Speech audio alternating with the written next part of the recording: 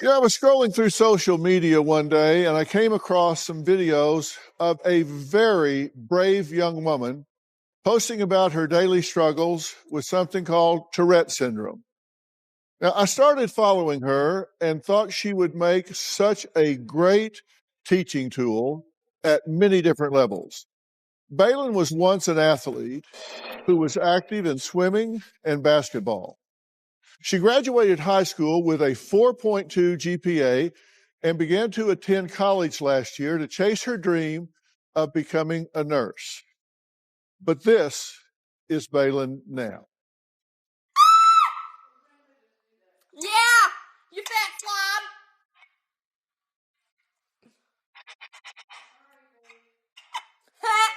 Tại ni là to.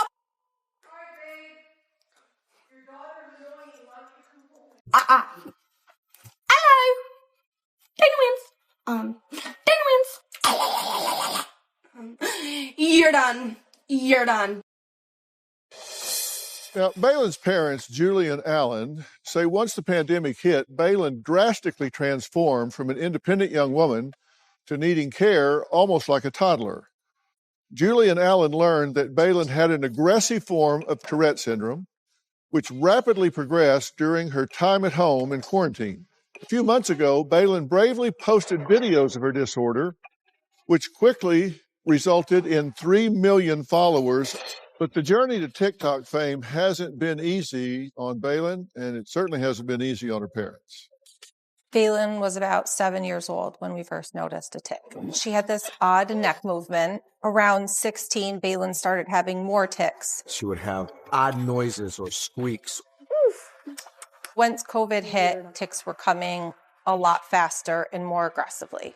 I could hear her from the other room, either tapping or screeching, or she would just yell out a random word. Yeah, you fat slob. By the time we got her into the doctor, there were multiple movements. An arm flail followed by a neck, followed by kicking herself. Balin had a combination of Tourette's and OCD. Tourette's causes Balin to do uncontrollable things, even simple things. Eating a sandwich, she eats half the sandwich, wears part of the sandwich, and throws part of the sandwich. You're done. You're done. Coffee mugs. She would bang this off your head 3 times. But if it broke the second one, she would still hit you with the broken one the 3rd time. There was a knife that one of the kids had left out, and I came down the stairs and saw her doing one of these, and she had to do it 3 times. She can't have this. She can't even have this. I don't want to have her hit herself in the throat, but even more too, I also don't want to be stabbed in the neck. Cutting boards, the wood one, we don't leave that out either, because you don't want her to, she'll pick it up and bang it on her head like a lunch tray. It's no different than the safety you'd have for a toddler. The hardest part about Tourette's is when we go out in public, people will be like, you got to be kidding me. What's wrong with you? Are you on drugs? Around November of last year, Balin decided to do TikTok so that the world could better understand the life that she's living. My body's obviously, been ticking all day. There's 3 million people following her on TikTok that want to hear her story. But once the camera does stop rolling, she's still in my living room struggling with it every day. Well, it's good to meet you both. You too. How do you guys feel about Balin going this public about everything that's happening with her? I know it's been part of her life from a very early age, but now it's certainly amplified and she's going really public with it. I think we have mixed feelings. A part of it is once you put yourself out there, you can never take it back. I'm a little more of the concern about there. Obviously, once you hit send, there's good, there's bad, but there's also evil. You can't unring that bell. Absolutely. Yeah. And we're going to talk about the trolls and that sort of thing while we're here today, because I want to put that into a context. But there was a time when this was much less prominent in her life and didn't really affect her activities of daily living and her pursuit of her goals and dreams, right? Yes, sir. Correct. And do you think it was the pandemic and her having so much time with her thoughts and alone and all that really triggered this to the next level, or do you think it was something else? I think it was a combination of a lot of it, because now as you're home and it's COVID, there's no more school. As a parent, you notice your kid doing these behaviors, and it's to the point now where those screeches become more frequent. Right. Just from the standpoint of a parent watching something that you can't really do anything about, how does this affect the two of you? Well, our relationship is really strong, so we're kind of on the same platform with everything. You know, she has made our lives and our family stronger. Absolutely. You know, it's her journey to set forward, obviously, but in terms of us and the family, we're more in like protective mode, and just making sure that we're all taking care of Balin. And with that comes some consequences to some other children, but we know. Right. Because there are how many children total? There's six total. Right. And she does absorb a lot of resources, a lot of time. Absolutely. Because it was so abrupt, so quick, it was kind of like, oh, now everyone's got to be on the back burner because we have got to address what's happening with Balin. We've got to get to this doctor. We've got to go here. It just became almost like a medical emergency. Right. And lifestyle-wise as well, because there's OCD involved here, which is often comorbid with Tourette's. And you've said, for example, because of that element, if she was driving a car and even had a fender bender with someone, she has to do things in threes right now. Yes, so sir. she might well back up and hit them twice more. Yes, sir. With a serious OCD, it's an irresistible impulse. It's like it's so strong within her that she couldn't resist it if her life depended on it. It is an irresistible impulse. And you recognize that, where if she like rear-ended somebody, she might have the irresistible impulse to back up and hit him again and back up and hit him again. Yeah. Because she couldn't not do that. And you're concerned about that. Absolutely. Oh, highly concerned. I mean, when she smashes her head, her phone off her head, she has to do it 2 more times. So to sit there and watch her do that, it's painful. It's really painful. So we've come up with different techniques and mechanisms. You know, we put our hand in front of her, or she'll say, you need to just put your hand in front of me right now so I can do it, and I'll smash, you know.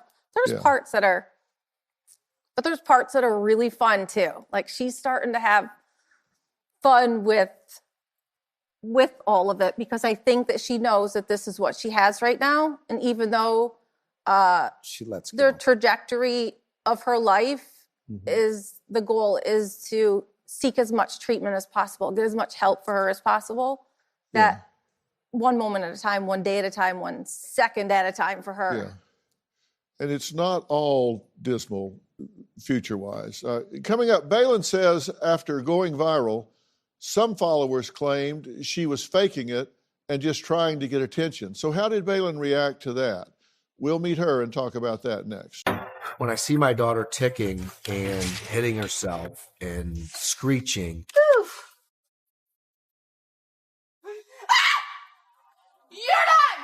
it breaks my heart, because there's nothing I can do as a dad to stop that, but I'm not quitting on my kid. There's no quit. You move forward and you make it better.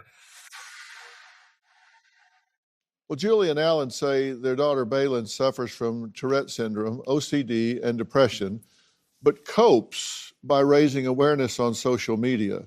Balin says going viral has helped her gain confidence, although it still isn't easy. My name is... You're done! You're done! My name is Balin. I suffer with Tourette's syndrome. Yeah! I started showing myself on TikTok having Tourette's because other people were making me feel ashamed of who I was. When I went to go see my first neurologist, I was doing everything from hitting my foot off my head to throwing things to kicking. He pointed at me when my mom was crying and he goes, "Look at her. She can't work. Oof. She can't drive. She can't go to school. She can't do anything." It was very disheartening and heartbreaking. Even though my doctor said that to me, I got a job. It was really stressful. I actually had someone come in the store and refuse service from me because they didn't want to catch my condition. I actually had a mental breakdown at work one day because no one else is helping me. No one's sticking up for me. I'm just left up here with hundreds of people who just are making fun of me.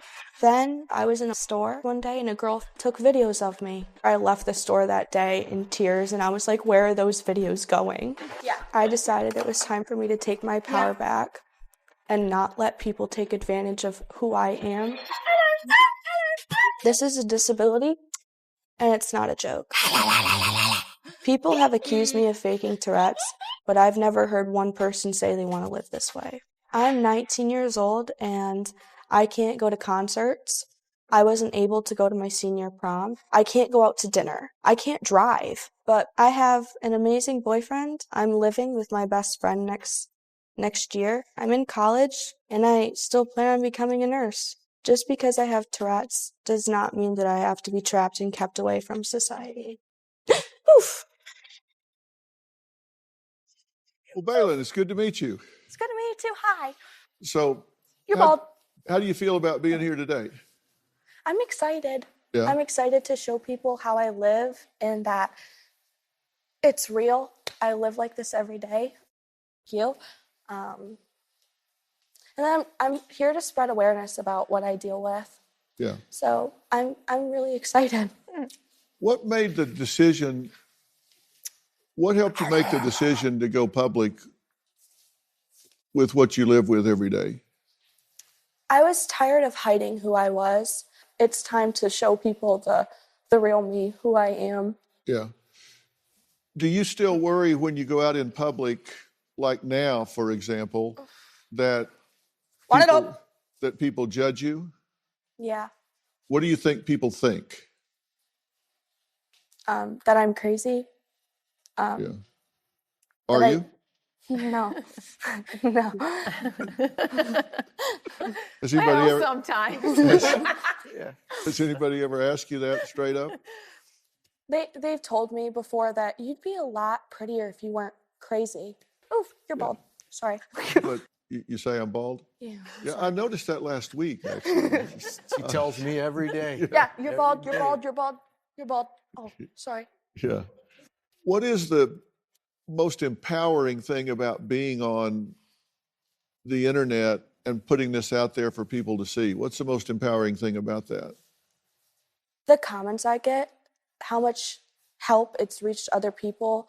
I get comments from people that are like, if I have my son or daughter come home with their boyfriend or girlfriend, how would I act towards them? And I explain to them how they would act, just pretend like it's not there. I also get comments that tell me how inspirational I am and how they figured out that their kids have started to have tics. Dino Williams. Have you had any second thoughts about going public? Actually, when I first posted my first video, I didn't expect it to blow up, and it kind of made me a little bit nervous because all of the comments were negative, every single one of them. Really? Yes, they were all, you're faking it, you're doing it for clout, your parents just want money. Ugh. So it's just comments like that, and it was really heartbreaking because I live with this every day. It's very difficult. You're bald. Well, people have accused you of faking this and have said, then put up your medical records, and you've said, Want it up. You said, I'm not going to do that. I did once. I let it really get to me, and my parents contacted me, and they were like, take that down. And I was like, okay. I couldn't agree with you all more. I've been doing this for 45 years. This is very real. They did share with us the information from the Mayo Clinic. It's been properly diagnosed. It's 100% genuine. She is 100% genuine, brave, and courageous. Up next, Julie and Alan say most of their attention goes to Balin rather than their other 5 children because her Tourette's has gotten so bad. So how does the rest of the family handle it? We'll talk about that and what a day in the life is like for Balin. We'll be right back. Our family, we have 6 children. Even though the kids are all very accepting of Balin's situation, Sometimes a little frustrated when she hair pull. pulls the hair. there's like almost some disability jealousy. So that makes me very sad. Everything is like mission Balin. Like, we've got to get this girl right. But right now, she needs us the most. Julie and Alan say out of their 6 children, Balin right now needs the most attention because life has been very challenging for her ever since her Tourette's worsened. Balin says she tries to focus on the positives and uses social media to share her story to bring more awareness. And, Balin, one of the things that I've noticed, and I see it in your videos, I follow you, and I have been for a long time. Yeah. She calls her mom, is like, I think this is a fraud. We're gonna do a virtual and we'll see. She's like, sit next to me and we'll see if it's real. No, well, I shared with Robin, and this is my wife Robin right here sitting there. Hi. And I came in, I told you, I said, I think this is one of the most courageous young women I've seen. I was humbled by your courage and what you were doing. And I so fight the stigma of these things. And I thought, my God, I'm humbled by what she's doing. And I was just so proud of what you were doing and am proud of what you're doing. And I asked him to contact you, but I followed you for a while and then asked him to contact you to see if you would come and share. And I love the fact that and I know it's not always this way, but I love the fact that you do have a sense of humor about some of this with yourself sometimes. And which really helps. It's got to, right? It does have to help because I have to live with this for a long time. There's no if, and, or but if it'll go away or if it'll dissipate. It's just I have to live the way I live, and I want to enjoy the way I live because it's my life and I get one life. There are difficult tasks for Balin, like You're done. brushing your teeth and hair can be difficult, right? Yeah, recently my mom has had to help me with brushing my hair. Yeah. Right now I can get myself dressed, so that's a bonus. I can go to the bathroom by myself, but putting on my shoes is very difficult. Using knives, plates, glasses, that's just not something you should be doing, right? No. Because with the OCD, you have to do things in threes, right? Mm-hmm. So if you pound a mug, like you were saying, and it breaks the first time, if you hit yourself in the head with a mug and it breaks the first time, you're going to hit yourself with a jagged mug the next 2 times. Mm-hmm. Bad idea. Yeah. How is putting on makeup? I don't like doing it. It's very difficult. Well, here's a clip that Balin shared of putting on her makeup. So I am back. I am feeling a lot better, so I figured I would do a video showing you how I do my makeup. I'm just going to casually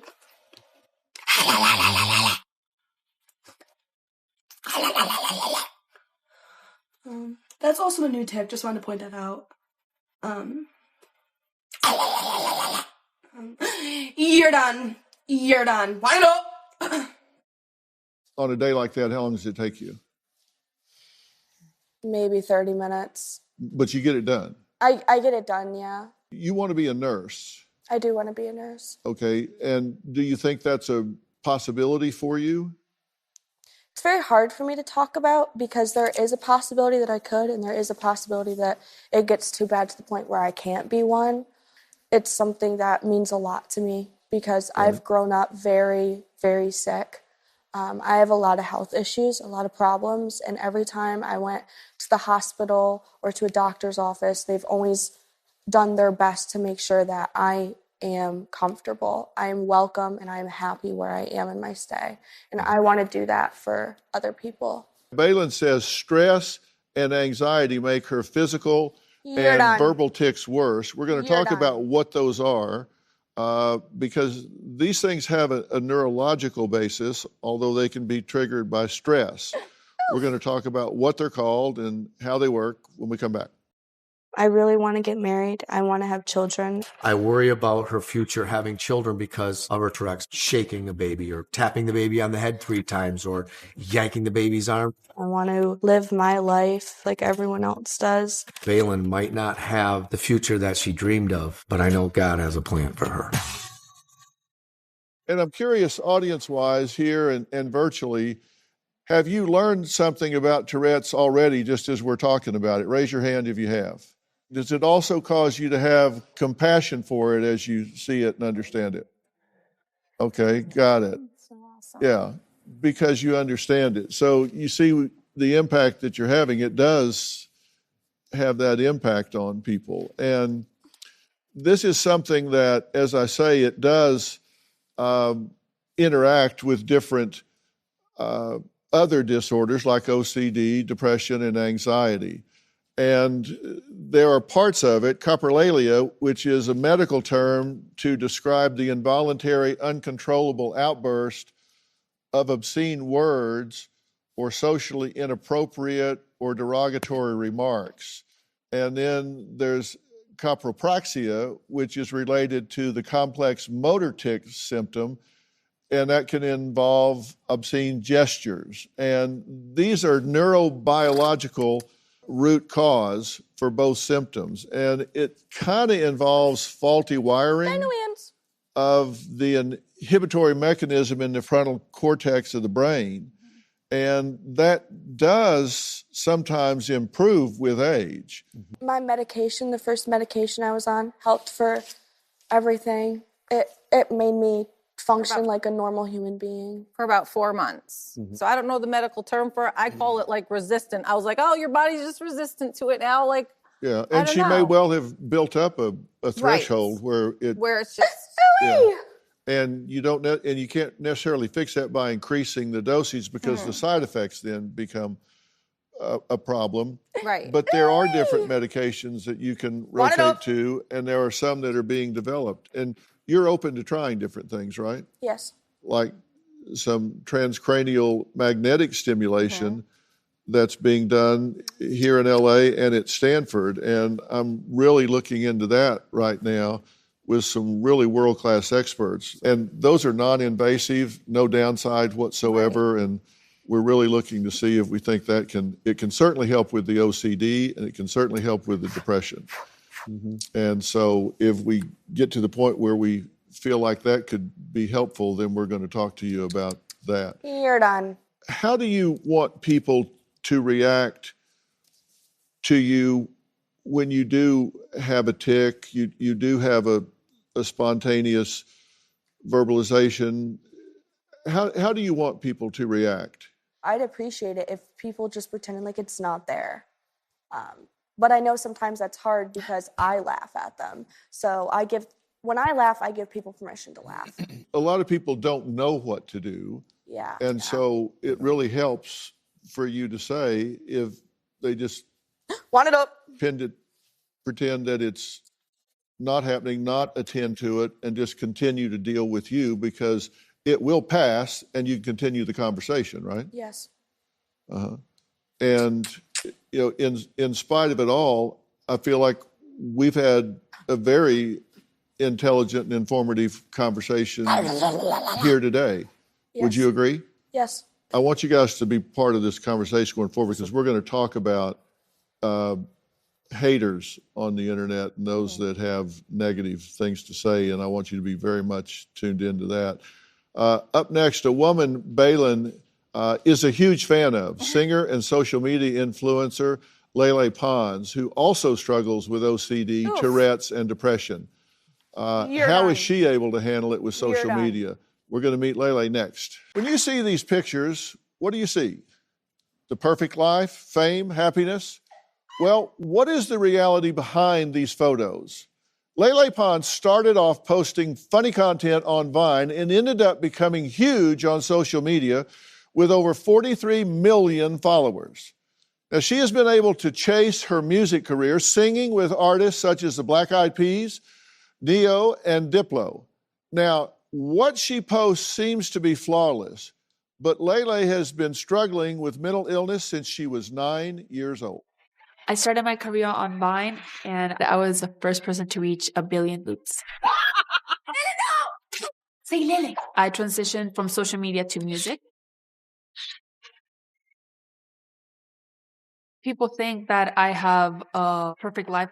The public only sees what I want them to see. The truth is, I've been diagnosed with OCD, Tourette's, anxiety, and depression. My OCD has a lot to do with me repeating myself. Sorry, let me do it again. Sorry, let me do it again. Sorry. If it doesn't sound right, it's not perfect in my head. You ask again and again and again. You touch multiple things, multiple times. One of the OCDs that I had was throwing the pencil. So I would throw the pencil and I have to grab it in a certain way, like this, and then didn't feel right. So I would do this, do it again, pick it up, didn't feel right. There was one time I was in the shower, turning on and off the shower handle. I was in the shower around like 45 minutes. I have a huge obsession to go and find negative comments. On a typical photo, I would get like, let's say 8,000 comments. And I would look through the comments until I found a negative comment. I read those comments again and again until it feels right. That obviously makes you doubt yourself and not like yourself because you're obsessed with reading bad things about you. The OCD triggers the depression triggers the anxiety. When I'm very anxious, I twitch a lot, like this. Social media, I am very grateful because it's giving me the success that I have today. But honestly, is it worth how my mental health has turned out through the years? No. Well, it's so good to meet you. Thank you. So amazing to meet you too. Now, you are huge on social media, and you say it's been both good and bad. Yes, I'm very grateful for everything that has come, opportunities, and I can't say I haven't enjoyed any of them because I have definitely been very happy. However, like when it comes to stability, when it comes to what happens behind the scenes, it's the worst. Lele said she wanted to come clean about her mental health struggles and created a YouTube docuseries to share her real life with her fans. Here's a clip.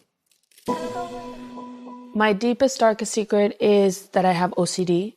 I just have to do it one more time. Don't do it. Hold on to it. You can. We're going to do it together. One more time.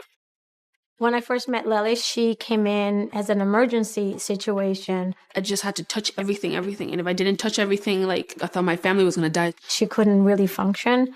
My OCD is very powerful thoughts that make me do stuff that I don't want to do. It got to a point that I could not move. My mind and my body shuts down because of my OCD. It's a struggle that is 24 hours a day. You want to take a break?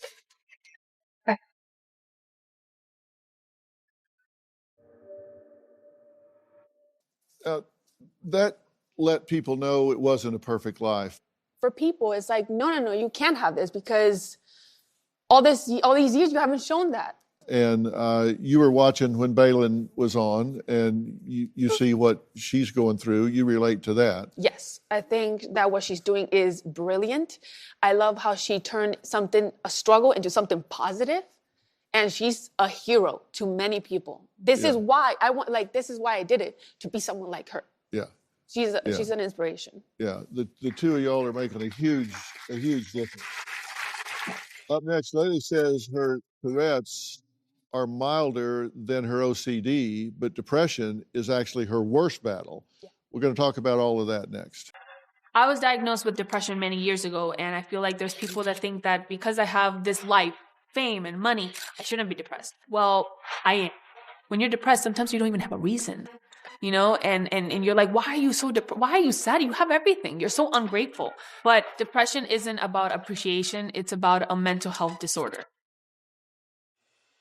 But Lily says one of her biggest OCD triggers is comparing herself to others and reading negative comments on social media, which can put her into a deep depression. When you talk about the impact of the haters, the negative people, the ones that go on there and talk trash, you say you actually seek those comments out. I want to look for them. Why? It's an obsession that I have. It's like the need to know. It's part of the OCD. It's like just the need to tell, the need to know. I need to know who's talking about me bad. I need to know. And I go and look for them until I find them. It's like an obsession, it's like a ritual every single day. Not once a day, many times an hour I do it. Yeah. And do you have to find 3 comments? Yes. I let these people control me and control my day. And at the end, I'm never going to even remember them. Do you read negative comments? Yeah. Yeah. Do you seek them out? Mm-hmm. And there's been a lot of actual psychological research into these people that these trolls post inflammatory, off-topic, insincere messages to hurt, provoke others, and they typically hide behind fake names or phony accounts. Yeah. And it's really interesting that their makeup is antisocial and sadistic. Something that, sir, you said that was very, very honest and very true was that he says that there's good comments, there are negative comments, and there are evil comments. And when I say there's a difference between evil and negative, negative might be someone gives an opinion. I don't like you. You're not funny. You're not pretty. You are whatever they think that you are. I don't like you. And there's others that are like, can you just die? I wish your mom got cancer that I get, you know? Yeah. And what is that? Well, those are the evil people. Yes. And yeah, that's not, yeah. These are the people that actually are so sick, they feel good about themselves for inflicting pain. And it's something called the dark triad. They have narcissism, Machiavellianism, and psychopathy. And there's something called schadenfreude. And it's when joy is derived by someone from another person's misfortune. Yes. So it's this dark triad. These are people you don't want to meet in real life. No. Thank God I've never met one of them. Yeah, they're ugly people, and they will go virtual to real world sometimes, so you've got to be careful. Yeah. So should Lele stay off social media in order to stay well? She's asked herself that before, but there's been huge upsides to it as well. We'll talk about that next. If you had this to do all over again, if you went back to day one, if you knew then what you know now, would you do it? I would have done it differently for sure. When I started, I was not taking my medication. I was not going to therapy. I'm gonna say I thought I was too cool, and I was like, I don't need that anymore. Went to LA, and my whole world went crashing down. Like depression came, my OCD got worse. When your OCD gets worse, when your depression gets worse, anxiety, then you become tired. And then my Tourette's came a little bit stronger. So I think that I would change that because I do love my life, right? But I did make a lot of mistakes due to the fact that I didn't put myself first when it came to mental health, and I was not stable. That has been so hard for me to recover all these years. So I think that just like focusing more on myself and not being so caught up with, oh my God, I'm famous, I'm rich. That is such a big mistake. Like mental health is first. For me, it doesn't define you. Like what you have doesn't define you. It makes you special. It's who you are. And that's something that Bailey, you've done. You made this super special. You made like something beautiful out of this. And that's the best thing you can do, you know? And I'm very proud of you for that. You know, that's so important for you to talk about. And, you know, that's Robin's message that she's been beating the drum on for decades. No matter what else happens, take care of yourself first, because you can't give away what you don't have. If you don't take care of yourself, you're going to wind up emotionally bankrupt. Yes. And then you've got nothing to give to yourself, to those you love, to anybody. And your point is, don't feel selfish about it, right? That's right. You can't feel guilty about taking care of yourself because you're doing it for a reason, for a purpose, for your own well-being, for your life, so you live longer, so you can take care of others, so you can take care of those you love. The last year, I've been more off social media, and people have noticed, where is she? You're not posting as much, and I've been the happiest. Your message is great, and that is you would do it different. You would have taken care of yourself. You would have focused on your mental health. And Balin's message is saying, I'm not going to hide with this. I'm going to own it and put it out there. And don't you guys think both are really giving a great message? So I thank you both, and I can't thank you enough for your message, and Balin for yours. And I hope you follow these folks and you heed the message, because it's so important. You've inspired millions of people, and don't hope that those haters are right, because they're not. To all of you here at home, in the audience, in the virtual audience, don't feed the haters, just ignore them. They'll go find somebody else. It's like poking the bear with a stick. They want a reaction. When they don't get one, they go on. So